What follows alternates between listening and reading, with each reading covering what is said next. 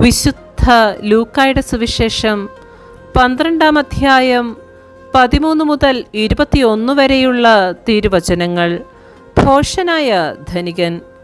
ജനക്കൂട്ടത്തിൽ നിന്ന് ഒരുവൻ അവനോട് പറഞ്ഞു, ഗുരു, പിതൃസ്വത്ത് ഞാനുമായി പങ്കുവെക്കാൻ എൻ്റെ സഹോദരനോട് കൽപ്പിക്കണമേ.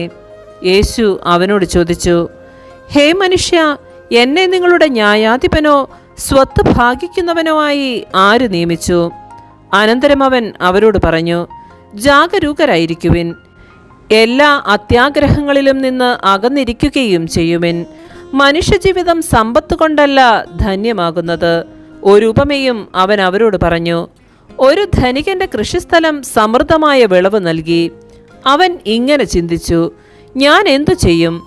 ഈ ധാന്യം മുഴുവൻ സൂക്ഷിക്കാൻ എനിക്ക് സ്ഥലമില്ലല്ലോ.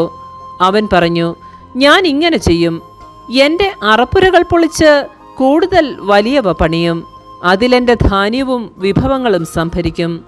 അനന്തരം ഞാൻ എൻ്റെ ആത്മാവിനോട് പറയും, ആത്മാവേ, അനേക വർഷത്തേക്ക് വേണ്ട വിഭവങ്ങൾ നിനക്കായി സംഭരിക്കപ്പെട്ടിരിക്കുന്നു.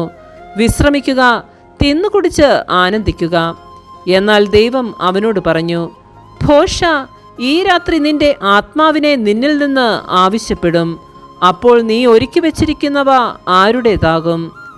ഇതുപോലെയാണ് ദൈവസന്നിധിയിൽ സമ്പന്നനാകാതെ തനിക്കു വേണ്ടി സമ്പത്ത് ശേഖരിച്ചു വെക്കുന്നവനും. നമ്മുടെ കർത്താവായ മിശിഹായ്ക്ക് സ്തുതി.